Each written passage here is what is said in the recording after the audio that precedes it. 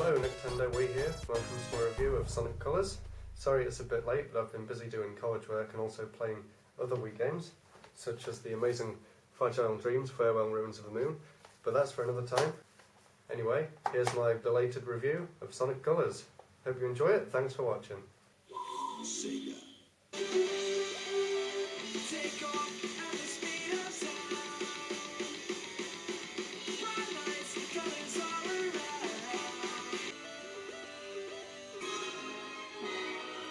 Okay, this is my review for Sonic Colors. It's fairly basic options. All you get is new game or continue. It'll tell you how long you've played the game for. You can pick a Mii or a Sonic character to use as your avatar, and it will show you a little picture of what stage you're on as well.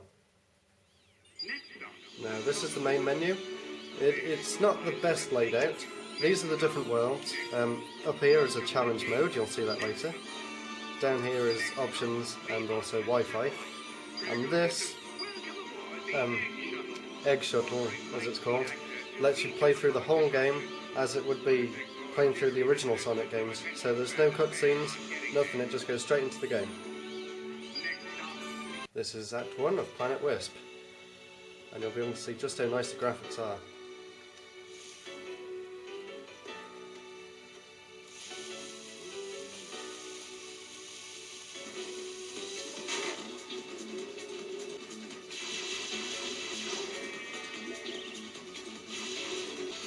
Sonic's got his standard homing attack, where you jump in the air, and when you see the target appear, then you tap the A button again, and you can lock onto the enemies and take them all out as such. You can also boost through the enemies if you've got boost.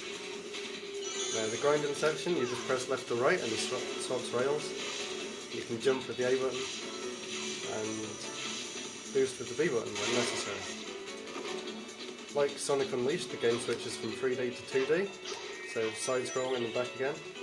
The main new feature about this game though is the addition of the Wisp creatures.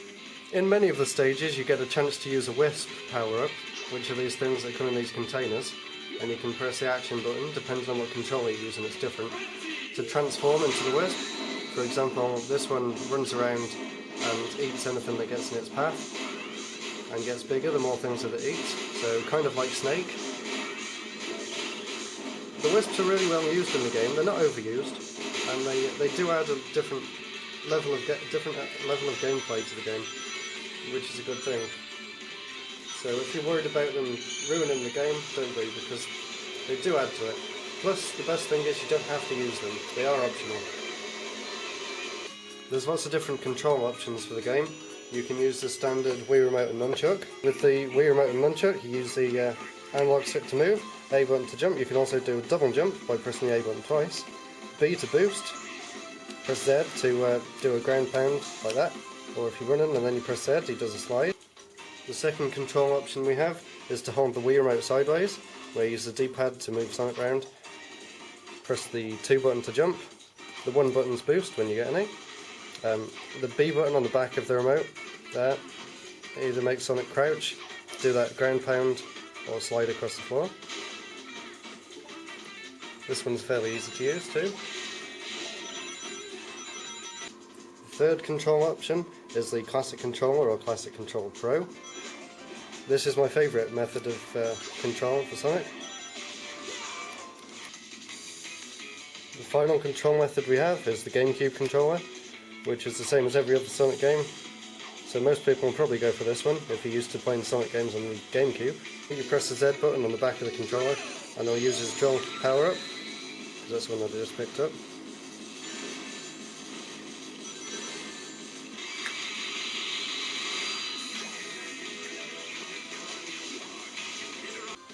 This is the Carnival Zone, which is a staple of all 3D and 2D Sonic games, more or less. When the icon appears at the bottom of the screen, that means that it's a mode where if you press left or right, Sonic will dash from side to side, which is obviously the best way to avoid them enemies.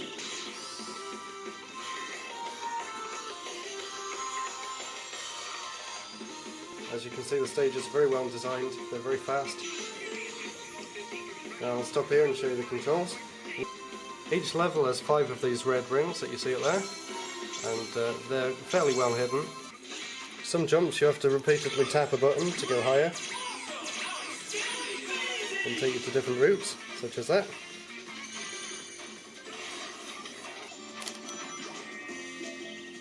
Power-up's a laser power-up. You get a chance to aim, and if you aim at the right place, then it'll bounce across all of the points, which is good for getting to secret areas.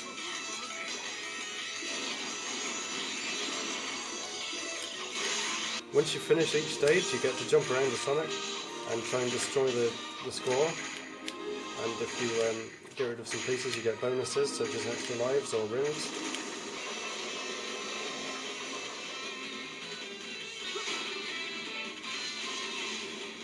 As the game is set inside a giant amusement park in space, it makes for some really interesting level design.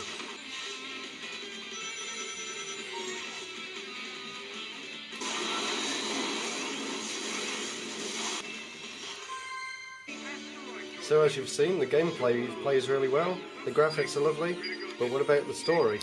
Well, they've changed the voice actors for Sonic and Tails. So I'll show you a movie clip from in the game. You getting any of that? Yeah, they're totally freaked out. It sounds like they're in shock because of public transportation and the Union Works. Oh no, wait, scratch that. They're in shock because of their planet's strange transformation and having been dragged across the universe. Well, I still can't believe he kidnapped the whole planet. How does somebody do that? They're saying it was either ice cream or a tractor beam. Yeah, well, I'm going to guess it was an ice cream shooting out of those generators. If it was, I would get one for back home. Dude, I'd get 2. Now, if everyone will excuse me, I'm going to put a stop to these renovations.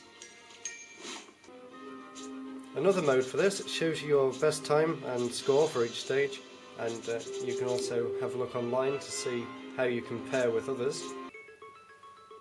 There we go, so I'm 123rd on that level. So the game also makes use of Wi-Fi connection.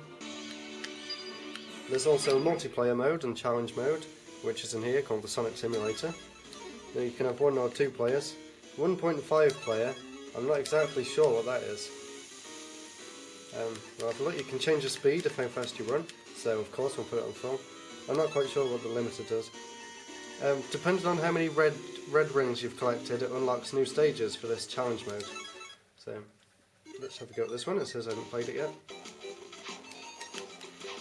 These are more about platforming rather than speed.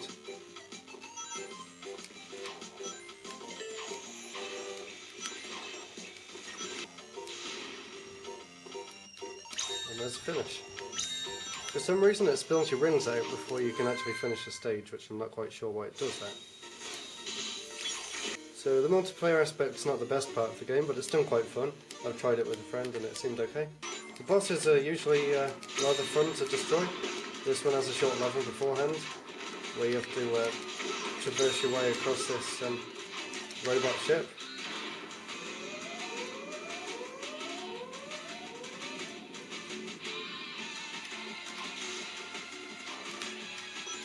If you've played any of the Sonic games, you pretty much know what to expect from the bosses, so they're not that hard. This is the egg shuttle mode, where you play through the whole game in one go. I haven't actually done this yet because it would take a long time. It's called challenge mode. So it starts you right at the beginning of the game and takes you all the way through to the end without any cutscenes or any interruptions whatsoever.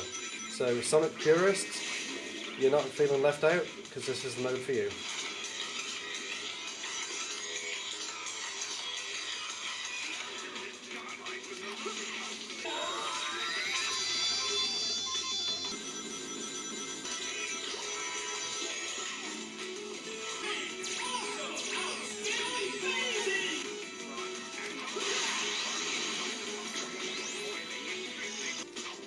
This game has some very big underwater levels, which are fun, but when you're trying to find all the red coins, it can get extremely difficult to find them in such a big level. There's the rocket Wisp, which lets you fire into the air, as I'll show you now.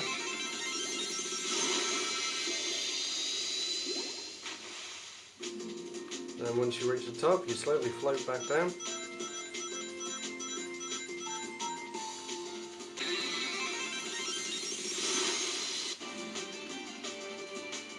You can use the rocket to get to special coins, such as this one. The purple wisp is used for eating things, such as these blocks here. And the more that you eat, the bigger that it gets. And therefore you have more chance of destroying everything in your path. This one's a lot of fun to use.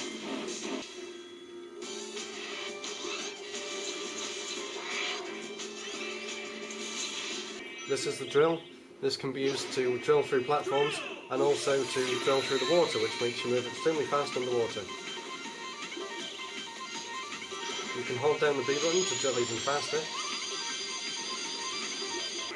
Laser can also be used to laser into these, which take you to secret paths, such as this.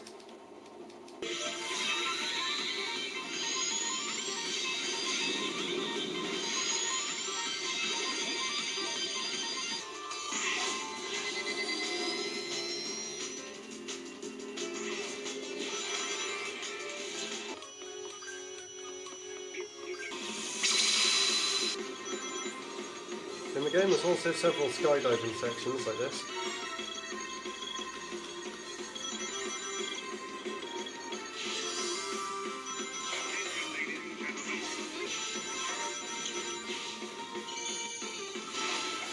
With the hover you can press the B button to do a light dash into rings, which is very useful, such as that, to get to places faster.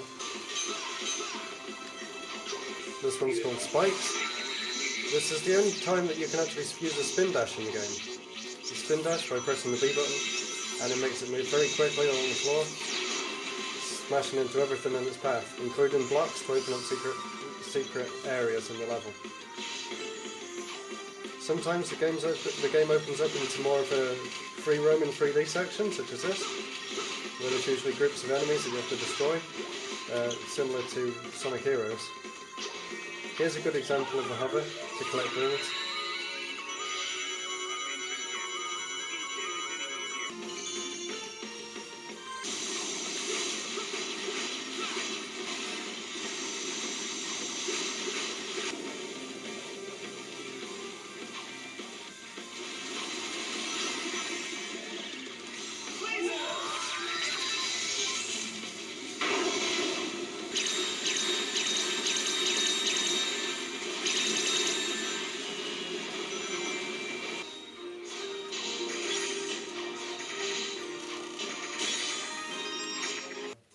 This might be a spoiler for anyone who hasn't finished the game, but I just wanted to show you this because I thought the credits were a lot of fun.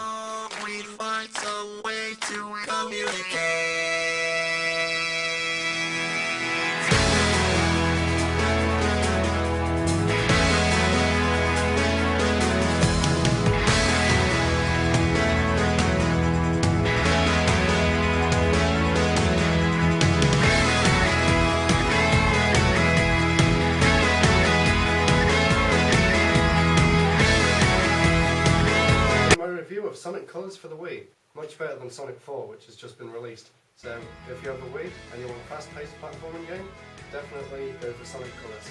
It's probably the best Sonic game on the Wii and one of my favourite games that I've played in quite a while. So I won't give it a score because that wouldn't be fair, because everyone has their own opinions, of course. But in my opinion, definitely get this game. You will not be disappointed. Thanks for watching. I'm sure I'm doing another video soon, so goodbye for now.